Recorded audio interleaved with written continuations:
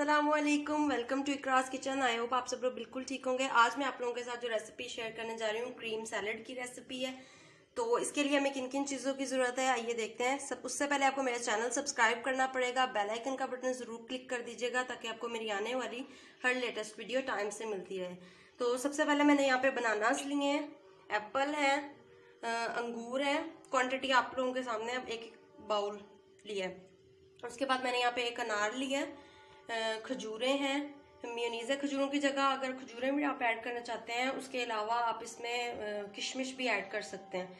Mayonnaise मैंने 1 cup लिया है। यहाँ पे 1 टीस्पून मेरे पास वाइट पेपर है और कैस्टर शुगर है यानी पिसी हुई चीनी मैंने ली है, वो आप अपने टेस्ट के मुताबिक इसमें ऐड कर लीजिएगा। और ये मैंने विप कर ली है क्रीम, 200 ml मैंने क्रीम ली थी और उसको मैंने विप कर लिया था।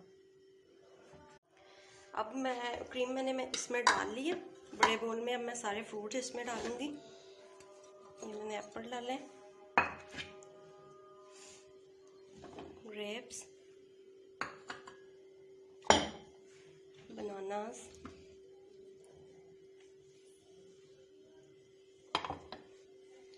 अनार डालें,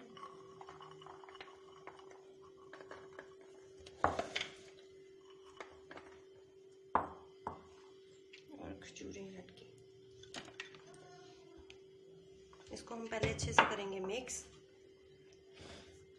अब हम इसमें कैस्टर शुगर ऐड करेंगे। आप लोग अपने टेस्ट के मुताबिक इसमें ऐड कर लीजिएगा कितना आपको मीठा पसंद है।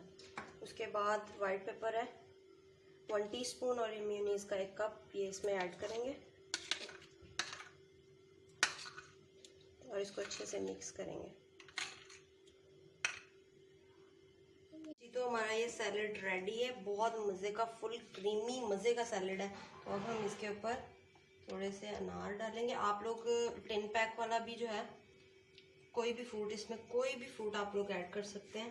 तो मेरे चैनल को सब्सक्राइब कीजिएगा और मेरी वीडियो कैसी लगी लाइक कीजिएगा। मुझे कमेंट सेक्शन में ज़रूर बताया करें कि आपको मेरी वीडियो कैसी लगी। तो मुझे दीजिए इजाज़त, अपना बहुत सारा ख्याल रखिएगा। अल्लाह हाफिज़।